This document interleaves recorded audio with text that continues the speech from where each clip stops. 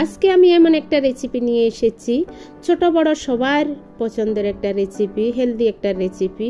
খুবই অল্প সময়ে অল্প উপকরণে স্বল্প জিনিসে এই রেসিপিটি আপনাদের কাছে সাজিয়ে তুলে ধরবো। দেখতে থাকুন, দেখার সাথে সাথে প্লিজ একটা লাইক করে দেবেন, সুন্দর একটা কমেন্ট করে দেবেন। যদি নতুন আত্মীয় স্বজনও আসে, চটপট করে এই ধরনের রেসিপিটি বানিয়ে ফেলতে পারবেন, কথা দিচ্ছি। খুবই একটা ইন্টারেস্টিং রেসিপি, খুবই ভালো লাগবে, গ্যারান্টি দিচ্ছি। খুবই ভালো লাগবে, চায়ের সাথে যে কোনো টাইমে এই রেসিপিটি আপনারা করে খেতে পারবেন অল্প সময়ের মধ্যে। সেজন্য আজকে তুলে ধরবো আপনাদের কাছে। দেখতে থাকুন, দেখার সাথে সাথে please like comment share and subscribe করতে ভুলবেন না, প্লিজ প্লিজ প্লিজ। নমস্কার মাই লাভলি ভিউয়ার্স, সবাই কেমন আছেন? আশা করি আমার ভাই বোনেরা সবাই খুব খুব ভালো আছেন। আমিও ভালো আছি ভগবানের অশেষ কৃপায়। অন্তস মম কিচেনে সবাইকে জানাই সুস্বাগতম। আজকে আবার চলে এসেছি খুব সুন্দর একটা রেসিপি নিয়ে আপনাদের মাঝে। দেখতে থাকুন কি হতে চলেছে, দেখার সাথে সাথে প্লিজ একটা লাইক করে দেবেন, সুন্দর একটা কমেন্ট করে দেবেন। যদি ভালো লেগে যায় প্লিজ একটু শেয়ার করে দেবেন। কথা বাড়াবো না, আজকের ভিডিওটি আমি স্টার্ট করে দিচ্ছি। খুব অল্প সময়ে অল্প উপকরণ আজকের রেসিপিটি আপনাদের কাছে তুলে ধরবো। প্লিজ দেখতে থাকুন, ভিডিও জুড়ে থাকবেন এবং লাইকটা করে দেবেন। এটার আগে বলে রাখি, যারা আমার চ্যানেলে নতুন এসেছেন প্লিজ আমার চ্যানেলটা সাবস্ক্রাইব করে দেবেন, পাশে থাকা বেল আইকনটি টিপে দেবেন। প্রথমে এখানে আমি একটা মিক্সার জার নিয়ে নিলাম বড় সাইজের একটা আলু টুকরো করে কুটে ধুয়ে পরিষ্কার করে নিয়েছি। এবার আমি মিক্সার জারের মধ্যে দিয়ে দিলাম কয়েকটা কাঁচা লঙ্কা, দেখতে পাচ্ছেন মিক্সার জারের মধ্যে। দিয়ে দিলাম 1 ইঞ্চি আদা সুন্দরভাবে কুচি করে দিয়ে দিলাম। এবার 1 টিস্পুনের মতন শাহি জিরা দিয়ে দিলাম। এই উপকরণগুলো এবার আমি ব্লেন্ডার করে নিয়ে আসব। দেখতে পাচ্ছেন ব্লেন্ডার আমার হয়ে গিয়েছে। এবার আমি একটা মিক্সার বোলের মধ্যে নিয়ে নিলাম আলুর জুসগুলো, দেখতে পাচ্ছেন। মিক্সার জার ধুয়ে সামান্য একটু জল দিয়েছি। এবার আমি আমার পরিমাণ মতন 2 কাপ ময়দা দিয়ে দিলাম এখানে, দেখুন আপনারা। দিয়ে দিলাম আমি এবার স্বাদ অনুযায়ী লবণ। দিয়ে দিলাম পুদিনা পাতা, 1 আঁটি পুদিনা পাতা ধুয়ে পরিষ্কার করে কুচি করে দিয়ে দিলাম। এবার দিয়ে দেব আমি গাজর কুচি। এখানে একদম মেকি করে আমি গাজরগুলা সালাতের মেশিনের মধ্যে গ্রাইন্ডার করে নিয়েছি। এবার দিয়ে দিলাম এবার আমি 1 টিস্পুনের মতো বেকিং পাউডার, দেখতে পাচ্ছেন। দিয়ে দিলাম চিলি ফ্লেক্সও, দেখতে পাচ্ছেন। 2 টেবিল চামচ চিলি ফ্লেক্স দিলেই হবে। এবার আরেকটা উপকরণ দিলাম, এখানে আমি ম্যাগি মশলা নিয়েছি, একটা ম্যাগি মশলা দিয়ে দিলাম, দেখতে পাচ্ছেন। দিয়ে দিলাম 1/2 কাপের মতন তেল, দেখতে পাচ্ছেন। যে কোনো তেল দিলে হবে, সাদা তেলে দিলাম আমি। এই উপকরণগুলো এবার আমি হাত দিয়ে একদম ভালোভাবে একটা ডো তৈরি করে নেব। জল অবশ্যই লাগবে না, যেহেতু এখানে আলুর জুস আছে। আপনাদের যদি লেগে থাকে তাহলে দিবেন, সমস্যা নেই।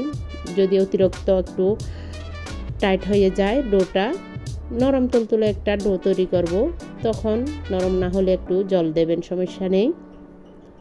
আমার লাগবে না, আমার পরিমাণ মতন হয়ে গিয়েছে। আমি এবার সুন্দরভাবে ডোটা একদম ভালোভাবে মতে নিয়েছি 2 হাতে, দেখতে পাচ্ছেন। এবার আমি একটা বড় সাইজের লেচি কেটে নেব এই ডোটা থেকে। লেচি কেটে এবার আমি বড় সাইজের একটা রুটি তৈরি করে নেব, বেলে নেব। খুব সুন্দরভাবে আমার রুটিটা তৈরি হচ্ছে। এই যে দেখুন কত সুন্দর হয়েছে, খুব সুন্দর। এই নাস্তাটা খেতে একদম চায়ের সাথে জমে যায়। এখন দেশের মধ্যে খুব বৃষ্টি হচ্ছে, ক্ষণে বৃষ্টি ক্ষণে গরম। বৃষ্টি যখন হয়ে যাবে, শীতকালেও এই ধরনের রেসিপিগুলো করে খেলে খুবই ইয়ামি লাগে চায়ের সাথে। আপনারা ট্রাই করবেন, খুবই ভালো লাগবে। রুটিটা আমার বেলা হয়ে গিয়েছে। এবার আমি একটা পিৎজা কাটারের সাহায্যে চতুর্দিকে কেটে দিলাম। খুব সুন্দর একটা শেপ দিয়ে দিলাম, স্কোয়ার শেপ দিয়ে দিলাম। এবার সুন্দরভাবে আবার আমি পিৎজা কাটারের সাহায্যে লম্বা লম্বা করে সাইজ করে নিচ্ছি। আমি আমার পছন্দ মতন করছি, আপনারা আপনাদের পছন্দ মতন করে নেবেন। সুন্দরভাবে আমি একদম চকচক করে স্কোয়ার শেপ করে সুন্দরভাবে এই ধরনের করে কেটে নেব, দেখতে পাচ্ছেন। খুবই সুন্দর হয়েছে। এই যে আমার নাস্তাটা এদিকে রেডি হয়ে গিয়েছে। এবার আমি সরাসরি চলে যাব চুলাতে বসিয়ে দিলাম বড় সাইজের একটা ফ্রাই প্যান, দিয়ে দিলাম পরিমাণ মতন তেলগুলো আমার পর্যাপ্ত পরিমাণে গরম হয়েছে, যতটুকু আমার গরম লাগবে ততটুকু আমি গরম করে নিয়েছি। অতিরিক্ত ধাউ ধাউ করে আগুনের মতো করে গরম করি নিয়ে নর্মালভাবে আমি গরম করে নিয়েছি। এবার আমি নাস্তাগুলা অল্প অল্প করে দিয়ে দেব। দেখতে পাচ্ছেন নাস্তাগুলা দিয়ে একটু নেড়ে দেব, খুব সুন্দর ফুলে উঠবে। দেখতে পাচ্ছেন খুব সুন্দর ফুলে উঠতেছে, এই যে কত সুন্দর লাগছে।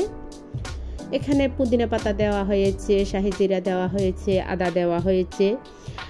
খুব সুন্দর খাবার উপযুক্ত হেলদি একটা রেসিপি। সামান্য তেল ব্যবহার হচ্ছে, কেন কি আমি তেলে ভেজে নিচ্ছি এই কারণে, না হলে খুব সুন্দর একটা খাবার, হেলদি খাবার আপনারা ট্রাই করবেন, খুবই ভালো লাগবে।